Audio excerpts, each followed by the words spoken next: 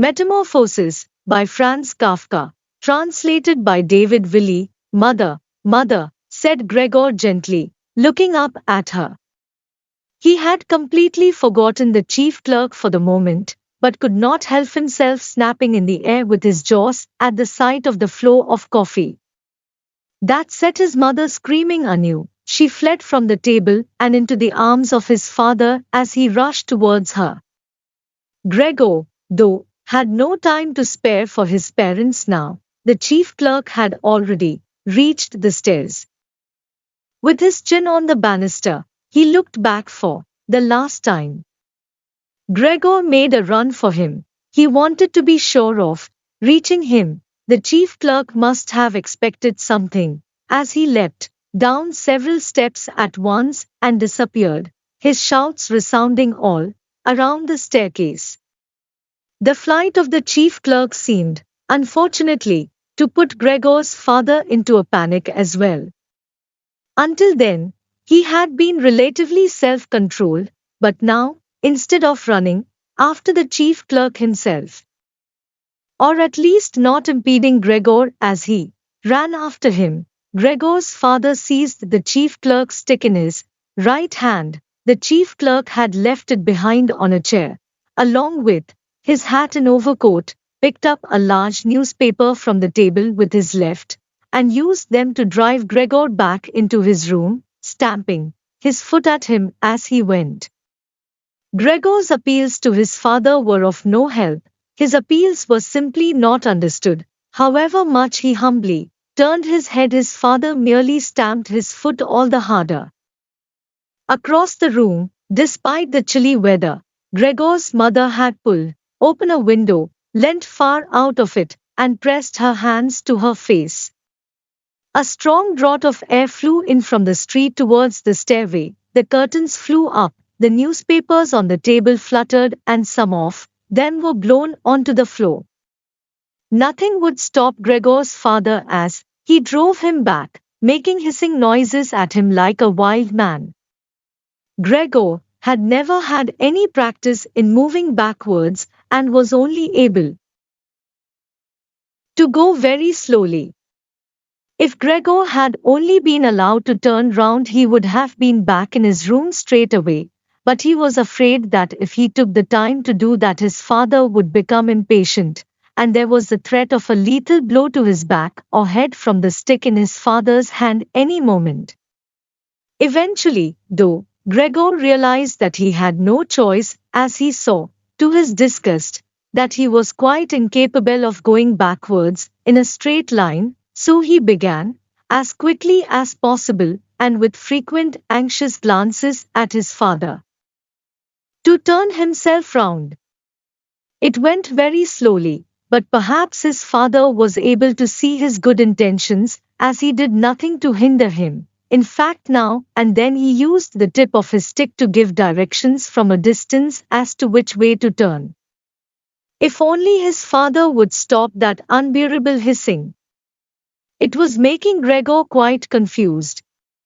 When he had nearly finished turning round, still listening to that hissing, he made a mistake and turned himself back a little the way he had just come. He was pleased when he finally had his head in front of the doorway, but then saw that it was too narrow, and his body was too broad to get through it without further difficulty. In his present mood, it obviously did not occur to his father to open the other of the double doors so that Gregor would have enough space to get through. He was merely fixed on the idea that Gregor should be got back into his room as quickly as possible. Nor would he ever have allowed Gregor the time to get himself upright as preparation for getting through the doorway. What he did, making more noise than ever, was to drive Gregor forwards all the harder, as if there had been nothing in the way. It sounded to Gregor as if there was now more than one father behind him. It was not a pleasant experience, and Gregor pushed himself into the doorway without regard for what might happen. One side of his body lifted itself. He lay at an angle in the doorway. One flank scraped on the wide door and was painfully injured. leaving wild brown flecks on it. Soon he was stuck fast and would not have been able to move at all by himself. The little legs along one side hung quivering in the air while those on the other side were pressed painfully against the ground. Then, his father gave him a hefty shove from behind which released him from where he was held and sent him flying, and heavily bleeding, deep into his room. The door was slammed shut with a stick. Then, finally, all was quiet. It was not until it was getting dark that evening that Gregor awoke from his deep and coma-like sleep. He would have woken soon afterwards, anyway, even if he hadn't been disturbed, as he had had enough sleep and felt fully rested. But he had the impression that some hurried steps and the sound of the door leading into the front room being carefully shut had woken him. The light from the electric street lamps shone palely here and there onto the ceiling and tops of the furniture. But, down below, where Gregor was, it was dark. He pushed himself over to the door, feeling his way clumsily with his antennae, of which he was now beginning to learn the value, in order to see what had been happening there. The whole of his left side seemed like one painfully stretched scar, and he limped badly on his 2 rows of legs. One of the legs had been badly injured in the events of that morning. It was nearly a miracle that only one of them had been and dragged along lifelessly. It was only when he had reached the door that he realized what it actually was that had drawn him over to it. It was the smell of something to eat. By the door there was a dish filled with sweetened milk with little pieces of white bread floating in it. He was so pleased he almost laughed, as he was even hungrier than he had been that morning, and immediately dipped his head into the milk, nearly covering his eyes with it. But he soon drew his head back again in disappointment. Not only did the pain in his tender left side make it difficult to eat the food, he was only able to eat if his whole body worked together as a snuffling whole, but the milk did not taste at all nice.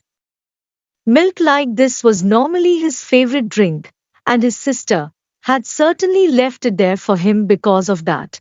But he turned, almost against his own will, away from the dish and crawled back into the center of the room. Through the crack in the door, Gregor could see that the gas had been lit in the living room. His father at this time would normally be sat with his evening paper, reading it out in a loud voice to Gregor's mother and sometimes to his sister, but there was now not a sound to be heard. Gregor's sister would often write and tell him about this reading, but maybe his father had lost the habit in recent times. It was so quiet all around too, even though there must have been somebody in the flat. What a quiet life it is the family led, said Gregor to himself, and, gazing into the darkness, felt a great pride that he was able to provide a life like that in such a nice home for his sister and parents. But what now, if all this peace and wealth and comfort should come to a horrible and frightening end? That was something that Gregor did not want to think about too much, so he started to move about, crawling up and down the room. Once during that long evening, the door on one side of the room was opened very slightly and hurriedly closed again. Later on, the door on the other side did the same. It seemed that someone needed to enter the room but thought better of it. Gregor went and waited immediately by the door, resolved either to bring the timorous visitor into the room in some way or at least to find out who it was, but the door was opened no more that night and Gregor waited in vain. The previous morning while the doors were locked everyone had wanted to get in there to him, but now that he had opened up one of the doors and the other had clearly been unlocked sometime during the day, no one came, and the keys were in the other sides. It was not until late at night that the gaslight in the living room was put out, and now it was easy to see that his parents and sister had stayed awake all that time, as they all could be distinctly heard as they went away together on tiptoe. It was clear that no one would come into Gregor's room any more until morning. That gave him plenty of time to think undisturbed about how he would have to rearrange his life. For some reason, the tall, empty room where he was forced to remain made him feel uneasy as he lay there flat on the floor, even though he had been living in it for 5 years. Hardly aware of what he was doing, other than a slight feeling of shame, he hurried under the couch. It pressed down on his back a little, and he was no longer able to lift his head, but he nonetheless felt immediately at ease, and his only regret was that his body was too broad to get it all underneath. He spent the whole night there. Some of the time he passed in a light sleep, although he frequently woke from it in alarm because of his hunger, and some of the time was spent in worries and vague hopes which, however, always led to the same conclusion. For the time being he must remain calm, he must show patience and the greatest consideration so that his family could bear the unpleasantness that he, in his present condition, was forced to impose on them. Gregor soon had the opportunity to test the strength of his decisions, as early the next morning, almost before the night had ended, his sister, nearly fully dressed, opened the door from the front room and looked anxiously in. She did not see him straight away, but when she did notice him under the couch, he had to be somewhere. For God's sake, he couldn't have flown away. She was so shocked that she lost control of herself and slammed the door shut again from outside. But she seemed to regret her behavior, as she opened the door again straight away and came in on tiptoe as if entering the room of someone seriously ill or even of a stranger. Gregor had pushed his head forward, right to the edge of the couch, and watched her. Would she notice that he had left the milk as it was, realize that it was not from any lack of hunger, and bring him in some other food that was more suitable?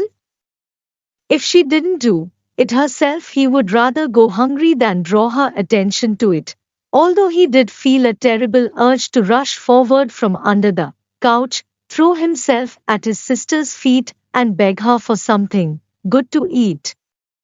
However, his sister noticed the full dish immediately and looked at it, and a few drops of milk splashed around it with some surprise. She immediately picked it up, using a rag, not her bare hands, and carried it out. Gregor was extremely curious as to what she would bring in its place, imagining the wildest possibilities, but he never could have guessed what his sister, in her goodness, actually did bring. In order to test his taste, she brought him a whole selection of things, all spread out on an old newspaper. There were old, half-rotten vegetables, bones from the evening meal, covered in white sauce that had gone hard, a few raisins and almonds, some cheese that Gregor had declared inedible 2 days before, a dry roll and some bread spread with butter and salt, as well as all that. She had poured some water into the dish, which had probably been permanently set aside for Gregor's use, and placed it beside them. Then, out of consideration for Gregor's feelings, as she knew that he would not eat in front of her, she hurried out again, and even turned the key in the lock so that Gregor would know he could make things as comfortable for himself as he liked. Gregor's little legs would, at last he could eat. What's more, his injuries must already have completely healed, as he found no difficulty in moving. This amazed him, as more than a month earlier he had cut his finger slightly with a knife. He thought of how his finger had still hurt the day before yesterday. Am I less sensitive than I used to be, then? He thought, and was already sucking greedily at the cheese which had immediately, almost compellingly, attracted him much more than the other foods on the newspaper. Quickly, one after another, his eyes watering with pleasure, he consumed the cheese, the vegetables, and the sauce, the fresh foods. On the other hand, he didn't like at all, and even dragged the things he did want to eat a little way away from them because he couldn't stand the smell. Long after he had finished eating and lay lethargic in the same place, his sister slowly turned the key in the lock as a sign to him that he should withdraw. He was immediately startled, although he had been half asleep, and he hurried back under the couch. But he needed great self-control to stay there even for the short time that his sister was in the room, as eating so much food had rounded out his body a little and he could hardly breathe in that narrow space. Half suffocating, he watched with bulging eyes as his sister unself-consciously took a broom and swept up the leftovers, mixing them in with the food he had not even touched at, all as if it could not be used anymore. She quickly dropped it all into a bin, closed it with its wooden lid, and carried everything out. She had hardly turned her back before Gregor came out again from under the couch and stretched himself. This was how Gregor received his food each day now, once in the morning, while his parents and the maid were still asleep, and the second time, after everyone had eaten their meal at midday, as his parents would sleep for a little while then as well, and Gregor's sister would send the maid away on some errand.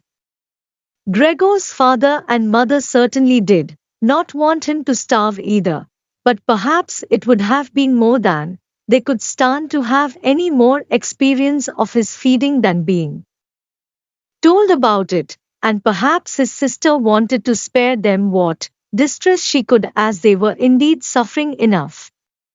It was impossible for Gregor to find out what they had told the doctor and the locksmith that first morning to get them out of the flat.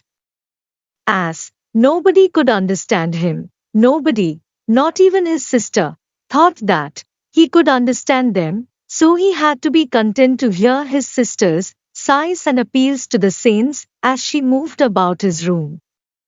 It was only later, when she had become a little more used to everything, there was, of course, no question of her ever becoming fully used to the situation, that Gregor would sometimes catch a friendly comment, or at least a comment that could be construed as friendly. He's enjoyed his dinner today, she might say when he had diligently cleared away all the food left for him, or if he left most of it, which slowly became more and more frequent, she would often say, sadly, now everything's just been left there again. Although Gregor wasn't able to hear any news directly, he did listen to much of what was said in the next rooms, and whenever he heard anyone speaking, he would scurry straight to the appropriate door and press his whole body against it. There was seldom any conversation, especially at first, that was not about him in some way, even if only in secret. For 2 whole days, all the talk at every mealtime was about what they should do now, but even between meals they spoke about the same subject. As there were always at least 2 members of the family at home, nobody wanted to be at home by themselves, and it was out of the question to leave the flat entirely empty. And on the very first day the maid had fallen to her knees and begged Gregor's mother to let her go without delay. It was not very clear how much she knew of what had happened, but she left within a quarter of an hour, tearfully thanking Gregor's mother for her dismissal as if she had done her an enormous service. She even swore emphatically not to tell anyone the slightest about what had happened, even though no one had asked that of her. Now Gregor's sister also had to help his mother with the cooking, although that was not so much bother, as no one ate very much. Gregor often heard how one of them would unsuccessfully urge another to eat, and receive no more answer than no thanks. I have had enough or something similar. No one drank very much either. His sister would sometimes ask his father whether he would like a beer, hoping for the chance to go and fetch it herself. When his father then said nothing, she would add, so that he would not feel selfish, that she could send the housekeeper for it, but then his father would close the matter with a big, loud no, and no more would be said. Even before the first day had come to an end, his father had explained to Gregor's mother and sister what their finances and prospects were. Now and then he stood up from the table and took some receipt or document from the little cash box he had saved from his business when it had collapsed 5 years earlier. Gregor heard how he opened the complicated lock and then closed it again after he had taken the item he wanted. What he heard his father say was some of the first good news that Gregor heard since he had first been incarcerated in his room. He had thought that nothing at all remained from his father's business, at least he had never told him anything different, and Gregor had never asked him about it anyway. Their business misfortune had reduced the family to a state of total despair. And Gregor's only concern at that time had been to arrange things so that they could all forget about it as quickly as possible. So then he started working especially hard, with a fiery vigor that raised him from a junior salesman to a traveling representative almost overnight, bringing with it the chance to earn money in quite different ways. Gregor converted his success at work straight into cash that he could lay on the table at home for the benefit of his astonished and delighted family. They had been good times and they had never come again, at least not with the same splendor, even though Gregor had later earned so much that he was in a position to bear the costs of the whole family, and did bear them. They had even got used to it, both Gregor and the family. They took the money with gratitude and he was glad to provide it. Although there was no longer much warm affection given in return. Gregor only remained close to his sister now. Unlike him, she was very fond of music and a gifted and expressive violinist. It was his secret plan to send her to the conservatory next year, even though it would cause great expense that would have to be made up for in some other way. During Gregor's short periods in town, conversation with his sister would often turn to the conservatory, but it was only ever mentioned as a lovely dream that could never be realized. Their parents did not like to hear this innocent talk, but Gregor thought about it quite hard and decided he would let them know what he planned with a grand announcement of it on Christmas Day.